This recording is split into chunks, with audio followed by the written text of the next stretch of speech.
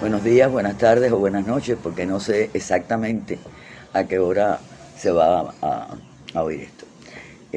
Bueno, en estos tiempos uno siempre se siente tentado de empezar a hablar de la pandemia, pero yo no quiero empezar hablando de la pandemia, aunque en algún momento me toque hacerlo. Prefiero empezar saludando que a pesar de la pandemia, Elisa cumple 45 años y Traspasos Escénicos cumple 10 años. Este ejercicio de sobrevivencia y, y de permanencia creo que es lo primero que uno tiene que decir en estos casos. A mí especialmente me emociona muchísimo que Elisa cumpla 45 años, porque yo llegué ahí teniendo 24 años y voy a cumplir 70. Y porque además Elisa fue para mí una escuela, una casa y un gran amor, con las cosas que siempre tienen los amores, ¿no? Que siempre son difíciles, los que son reales, eh, pero indiscutiblemente en mi trayectoria en Elisa, para mí es algo muy querido, algo que para mí es sumamente importante. Haber defendido, es decir, la creación de Elisa en 1976 fue algo para mí muy sorprendente. Yo me acababa de graduar de la Escuela de Letras y de Arte, donde por supuesto todo el mundo sabe, uno podía obtener una sólida formación teórica, pero, y lo he dicho otras veces, lo primero que me impresionó y que me impactó y que me emocionó mucho en Elisa fue una universidad nueva, crear una universidad nueva donde todo estaba por hacer. Un paisaje exuberante y, y desordenado, realmente muy desordenado. Era un bosque, había que atravesar un camino.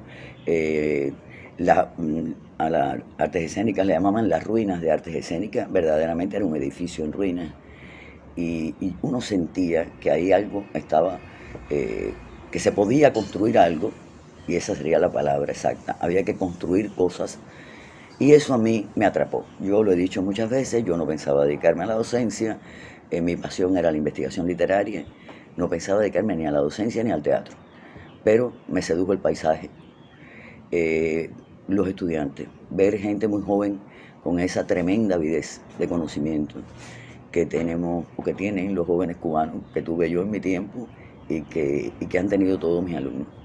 Y era muy seductor para mí ver la tremenda necesidad, la tremenda avidez, esa es la palabra, de conocimiento que tenían alumnos venidos de todas partes, de incluso pueblos que yo no sabía ni que existían en el mapa de la isla, y que de pronto contaban sus historias y impartí muchas asignaturas, impartí literatura, investigación teatral, seminario de dramaturgia, y en todas sentía esa necesidad de conocer.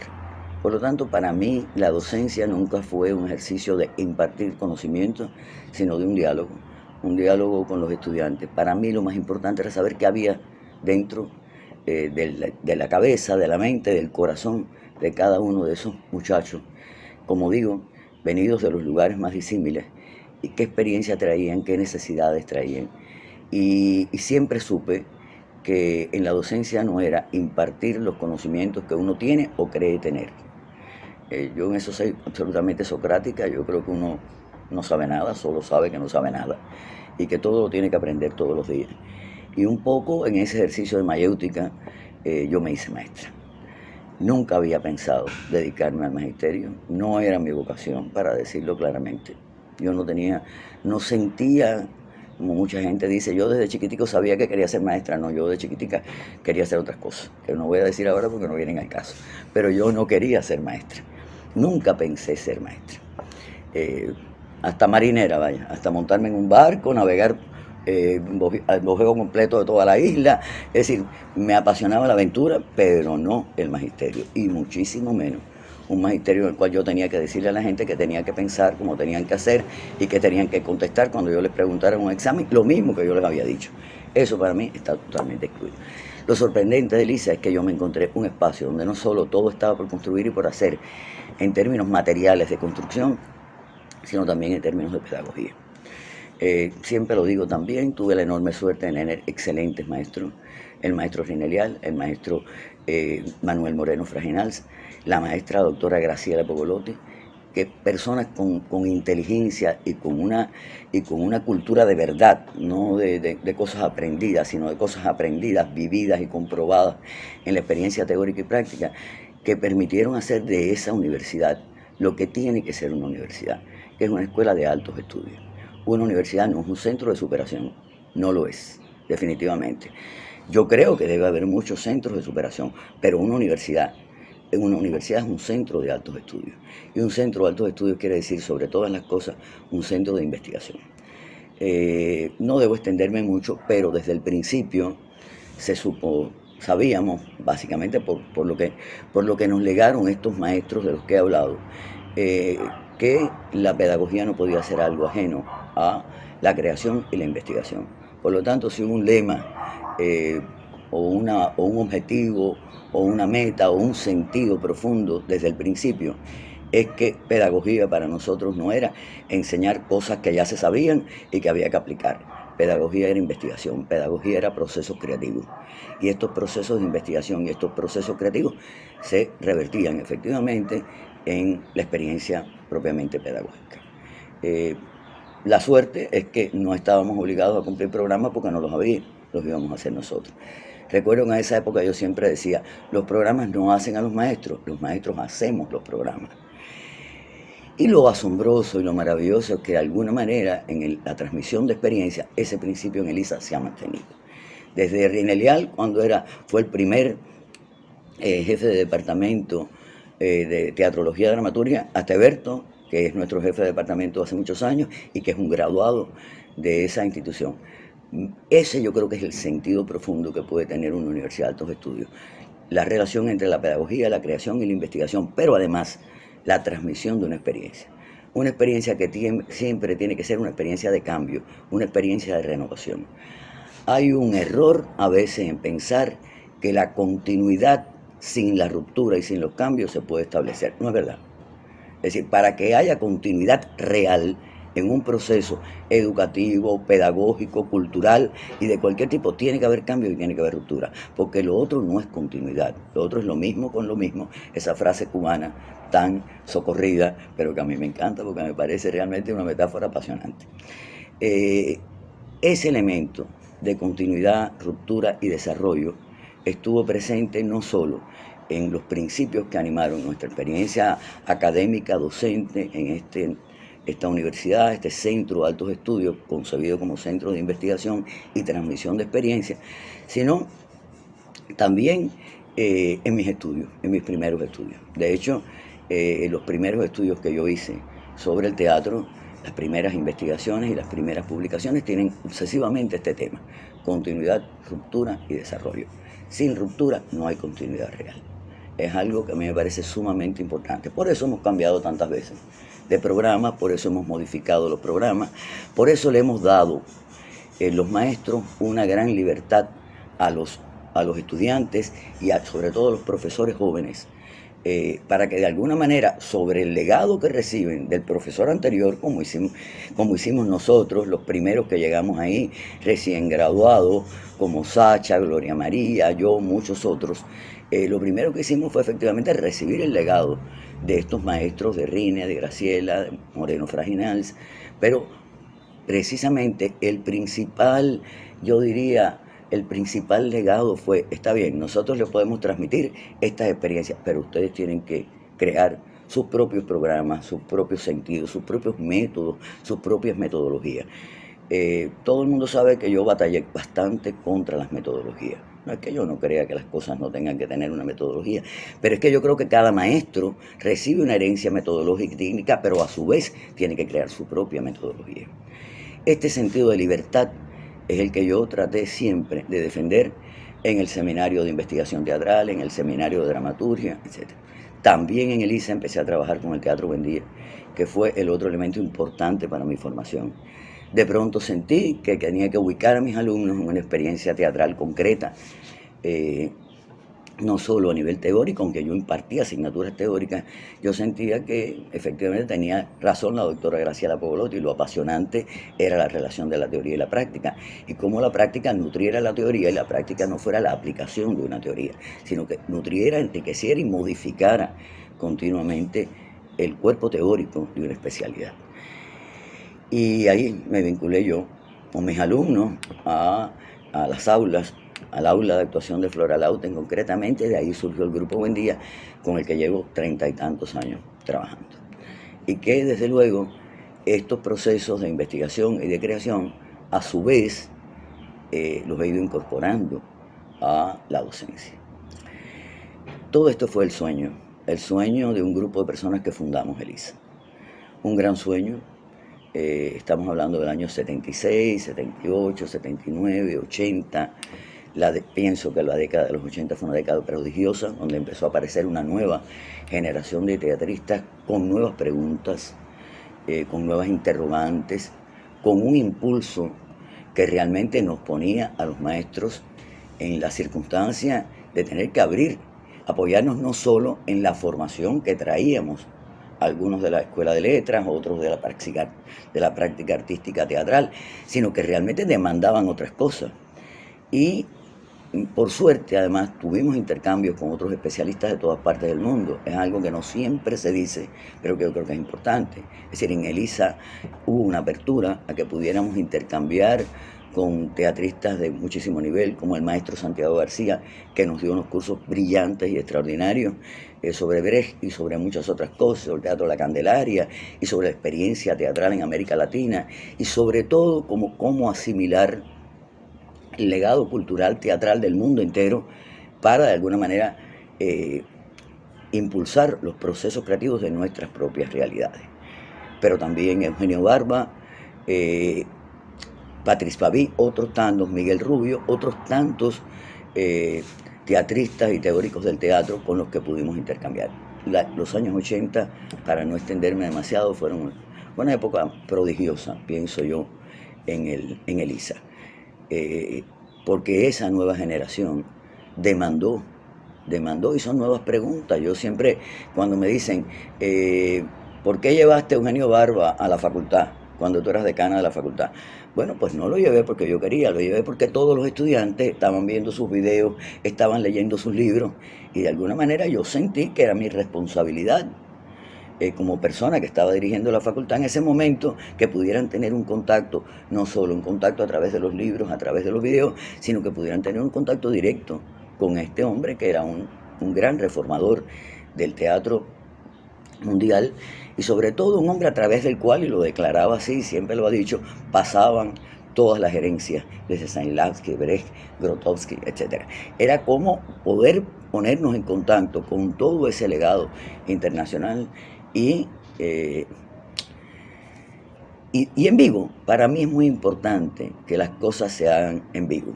Uno puede leer, uno puede estudiar, uno puede documentarse de muchas formas, pero sin duda alguna el contacto directo y en vivo es importante. Entonces ahí caemos en este peligroso tema de la pandemia. Ahora la relación en vivo es difícil, es complicada. Para mí es casi traumático, porque yo llevo 45 años enseñando. Yo empecé a enseñar en el primer año de ELISA y llevo 45 años. Si ELISA cumple 45 años, yo cumplo 45 años de maestra. Por lo tanto, y me ha sido apasionante el diálogo directo con los estudiantes. Especialmente en el seminario de dramaturgia, que yo siempre lo dije, yo quiero un espacio de libertad, yo no quiero imponer reglas. Yo creo que es importante que a través de la teoría y la historia del teatro los alumnos se pongan en contacto con todo el legado dramatúrgico y escénico, con toda la cultura teatral acumulada, pero yo no quiero que imiten cómo escribe Shakespeare, o cómo escribe Chekhov, o cómo escribe Storino, o cómo escribe Arrufat. Yo quiero que cada cual descubra su propia voz, conquiste su propia voz y pueda expresar su propia voz, porque en la voz, como uno sabe, están las emociones. Y yo quiero que cada cual pueda efectivamente hablar de sus propias emociones. Yo siempre he defendido un sentido, vamos a decirlo con una palabra que no sé si quede bien, vitalista de la cultura. Yo creo que la cultura es, por una parte, información, pero básicamente es vivencia. Hay que vivenciar esa información. Y hay que vivenciarla con todo, con la mente, con el cuerpo, con los sentidos, con todo absolutamente. Lo otro no es cultura. La retórica cultural vacía de la emocionalidad, de la sentimentalidad, para mí no es interesante. De hecho, es algo que le agradeceré siempre a mis años de trabajo en El Buen Día, haber entendido cómo la cultura vive en el cuerpo de un actor, cómo se expresa la cultura en el cuerpo de un actor, cómo se expresa la cultura en las relaciones de un actor, cómo hay una cultura secreta sumergida en un gesto, en una mirada, en una relación entre dos personas. Cosas que tú puedes decir, nosotros hemos estado años en El Buen Día investigando, por ejemplo, cuando uno dice, bueno, la cultura cubana es una cultura sincrética porque tiene el componente hispano, europeo, africano, asiático. ¿Qué significa eso realmente a nivel de la experiencia sensible del actor y del espectador? Una cosa es describir eso literariamente o teóricamente. Otra cosa es sentir cómo vibra eso en el cuerpo de un actor y cómo el cuerpo del actor se hace prácticamente transparente para que esa cultura sea percibida y sentida por el espectador. Son temas que sería muy largo hablar sobre ellos, pero yo creo que es importantísimo el hecho de recalcar que ELISA, hemos tenido el enorme privilegio de que ELISA no sea, nunca haya sido una escuela de dogmas, una escuela de preceptos, donde la enseñanza ha tenido solamente un carácter perceptivo. ELISA ha sido una escuela, básicamente, donde ha sido un espacio de libertad creativa, investigativa, y donde, creo yo, se han formado estudiantes brillantes y que han tenido resultados extraordinarios en la experiencia teatral. Hablando de la pandemia, todo esto que he dicho, por supuesto, se ha puesto en crisis. Se ha puesto en crisis en esta etapa tan difícil que estamos viviendo, no solo por la pandemia, que ya de por sí es una cosa horrorosa, sino también porque en el caso nuestro ha coincidido con un momento de crisis económica, social, sumamente fuerte, como hacía muchos años no se daba, no ocurría. Y alguien ha dicho por ahí la tormenta perfecta, y es verdad, es la tormenta perfecta, no cabe la menor duda, y negarlo no tiene ningún sentido. Todo lo contrario. Yo creo que para poder salir de este estado en el que indiscutiblemente nos hemos quedado muchas veces solos, donde la comunicación efectivamente ha dejado de ser en vivo, directa, y muchas veces ha tenido que ser a través, como en este caso, ¿no?, de palabras grabadas, eh, pues bueno, hay una diferencia notable. No obstante eso, uno no puede ir en contra de los tiempos, uno no puede ir en contra de las tecnologías. Uno debe agradecer el que en este momento se me pueda estar grabando a mí esto y a otros tantos compañeros se les pueda grabar, porque es un testimonio y eso va a quedar. No me cabe la menor duda de que en algún momento nosotros, y espero que el mundo entero, podamos salir de esta situación de confinamiento, de aislamiento, de no poder abrazarnos, de no poder con los alumnos estar en una proximidad grande, en tener que estar todo el tiempo con la mascarilla, vale decir, como enmascarados. Sé que en algún momento uno va a salir de esta condición, pero creo que es importante que podamos hacer, que no renunciemos a dar testimonios. Testimonios no solo en términos de las palabras dichas, sino testimonios también en espectáculos, etc. Por eso saludo que un evento como Traspasos Escénicos, que ya cumple 10 años, se mantenga, gracias al enorme esfuerzo que Berto y todos sus colaboradores han realizado para que este evento se mantenga y pueda seguir. Y por eso, de alguna manera, aunque no me gusta mucho hablar a una cámara, lo hago porque sé que es mi responsabilidad. Decir que que saludo los 45 años de ELISA, nuestra capacidad de resistencia, que para mí la resistencia, si es pasividad y si es obediencia, no es resistencia. Para mí la resistencia es rebeldía, es rebelarse contra lo que uno no quiere que sea, es tratar de cambiar todas las cosas con las que uno no está de acuerdo. Es tratar de ser honesto y no decir lo que uno no piensa, sino decir lo que uno piensa. Esa rebeldía yo creo que es el mejor legado que la cultura cubana nos da. A eso no se puede renunciar. No se puede renunciar. Claro que tiene que ser una rebeldía para bien, nunca una rebeldía para mal. Para hacer el bien, para construir. Hace poco me grabaron también una especie de entrevista en Elisa. Me emocionó mucho volver, después de muchos años, a entrar en la ruina de la Facultad de Artes Escénicas. En ruina total. Las ruinas son escombros. Ahí no queda prácticamente nada en pie. No hay ventanas, no hay puertas. Son puros escombros. Y de pronto veía nuestros primeros años ahí y pensaba, esto volverá a ser, volverá a haber aulas, volverá a estar estos pasillos llenos de estudiantes, volveremos a tener el mismo entusiasmo que teníamos en los finales de los 70, en los comienzos de los 80. Eso será posible. Es decir, se puede recuperar no solo el tiempo, sino los espacios perdidos.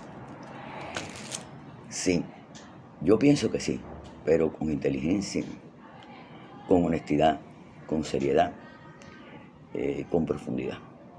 Eso es lo que yo sueño para Lisa. Yo sueño para Lisa volver a ver esas aulas, volver a sentir las voces, volver a ver las miradas llenas de avidez por el conocimiento que descubrí cuando yo tenía 24 años. Y yo quisiera volverlas a ver y quiero volver a esos espacios. Pero para eso yo estoy convencida de que en estos momentos en que estamos viviendo de pandemia, de crisis y de muchas otras cosas más que nos entristecen, hay que tener mucho valor y mucha honestidad. Hay que decir lo que uno piensa y decirlo bien y decirlo para bien. Gracias.